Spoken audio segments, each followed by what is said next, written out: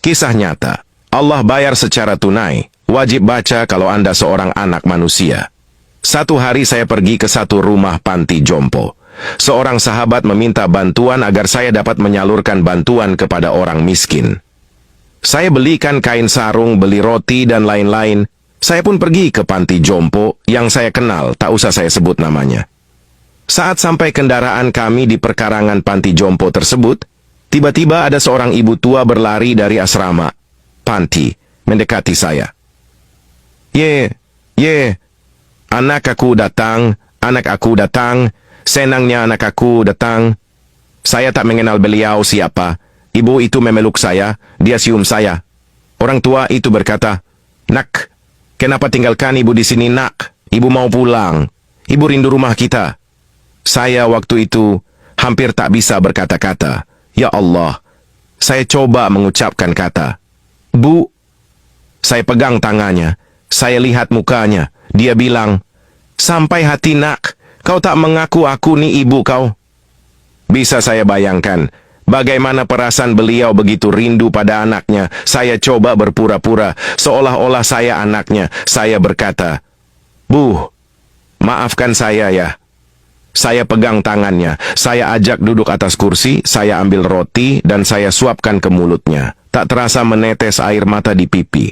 Mencoba bayangkan hati seorang ibu yang rindu kepada anaknya bila kita anaknya mengambilkan sepotong roti kita suapkan ke mulutnya. Bagaimana perasaan beliau? Bagaimana perasaan kita? Saya coba usap air matanya yang meleleh di pipi, dia pegang tangan saya. Subhanallah. Saya bisa merasakan bagaimana perasaan beliau yang begitu rindu kepada anaknya. Saat saya hendak pulang, dia pegang kaki saya sambil berkata, "Nak, jangan tinggalkan ibu, nak. Ibu mau balik, ibu mau pulang." Akhirnya saya minta izin dengan pihak pengawas panti di situ. Melihat data beliau, ternyata anaknya ada 5 orang. Yang paling besar bergelar Tan Sri. Orangnya memang kaya, punya nama besar dan hebat orangnya. Waktu saya izin pulang, dia pegang baju saya, dia bilang mau ikut saya pulang. Saya bilang, "Di mobil ada banyak barang." "Tak apa," kata ibu itu, "saya duduk sama barang-barang itu." Akhirnya saya izin ke pengelola panti untuk membawa ibu itu selama 5 hari saja. Pulang ke rumah saya, sholat subuh saya jadi imam, dia makmum di belakang. Saya baca doa, saya tengok air mata beliau jatuh. Selesai doa, saya salami beliau, saya cium tangannya, saya bilang, "Bu, maafkan saya ya." Waktu itu, saya tak membayangkan kalau ibu saya sudah meninggal, tapi saya bayangkan ibu ini adalah ibu saya, sebab dia rindu pada anak-anaknya. Di hari ketiga di rumah saya, waktu sholat Isya, selesai doa saya salami beliau, dia lapisi tangannya dengan kain mukenannya, dia salam. Saya bilang, "Bu, kenapa ibu lapisi tangan ibu? 2 hari lalu ibu salam, ibu tak lapisi tangan ibu dengan saya. Kenapa hari ini ibu lapisi tangan?"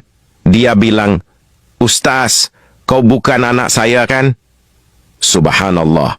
Tiba-tiba dia sebut nama saya Ustaz. Saya bilang, "Kenapa ibu panggil saya Ustaz? Saya anak ibu." Dia berkata, "Bukan. Kalau anak saya dia tak akan seperti ini. Kalau anak saya dia tak akan jadi imam saya. Kalau anak saya dia tak akan suap saya makan." Bayangkan sahabat-sahabat, bagaimana perasaan ibu ini. Spontan saya pegang dia, saya peluk dia, saya menangis. Saya bilang, "Bu, walaupun bukan ibu saya, tapi saya sayang ibu seperti ibu saya." Saya pegang tangan ibu ini. Walaupun bukan ibu saya, tapi saya tahu hatinya sangat rindu dekat dengan anaknya. Waktu itu saya pandang wajahnya, saya bilang, "Bu, walaupun ibu saya telah tiada, tapi ibu boleh ganti menjadi ibu saya. Ibu duduklah di sini." Saat makan, saya suapkan nasi ke mulutnya. Dia muntahkan balik makan dari mulutnya. Saya tanya, "Kenapa, Bu?" Tiba-tiba saya lihat wajahnya pucat. Saya angkat dia, panggil ambulan antar ke rumah sakit. Waktu di rumah sakit, saya ambil kepalanya dan saya rebahkan ibu ini.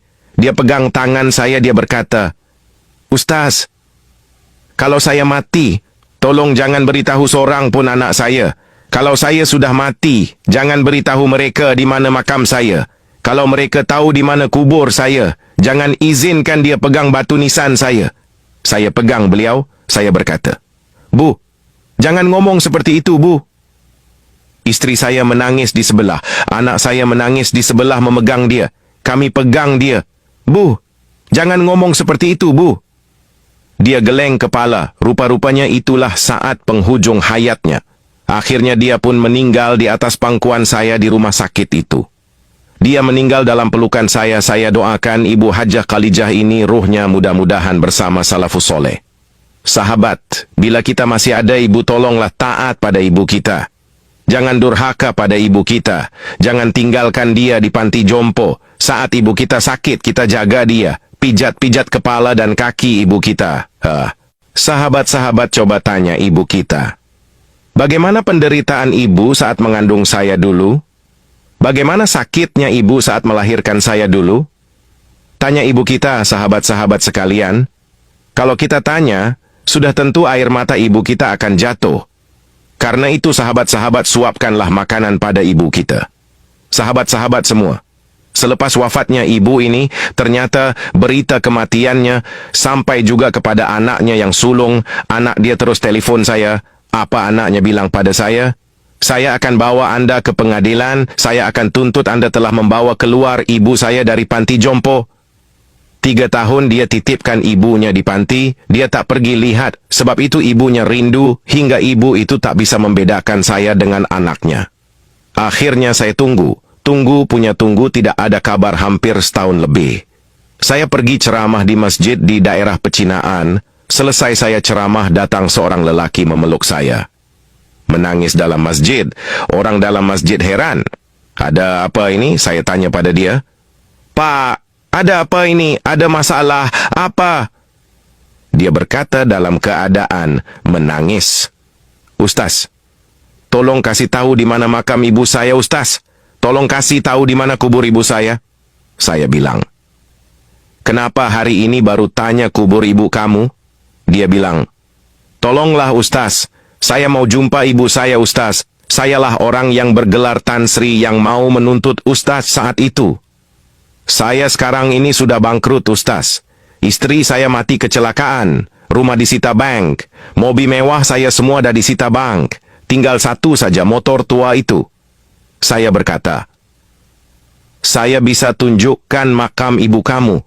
Tapi dengan satu syarat, kamu jangan pegang batu nisan ibu kamu.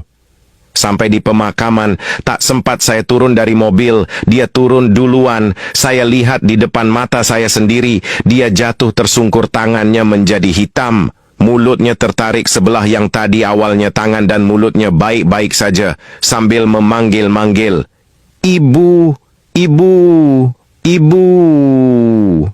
Tiba-tiba saya angkat dia tak jauh dari makam ibunya, belum sampai ke kubur ibunya.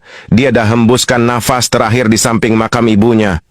Allahu Akbar rakhir, mengucap panjang saya. Allah Subhanahu wa Ta'ala tunjukkan kepada saya di kehidupan ini balasan anak yang durhaka pada ibu dan ayahnya.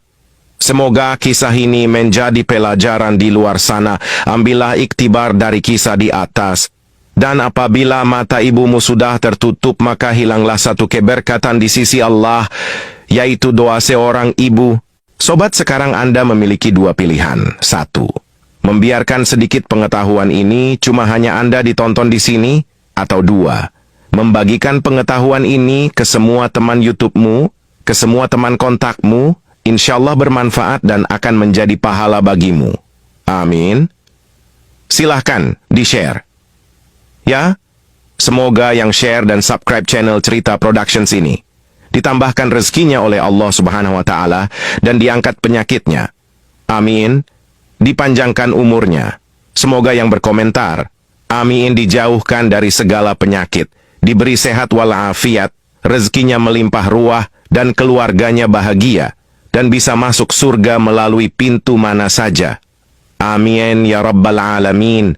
Semoga bermanfaat.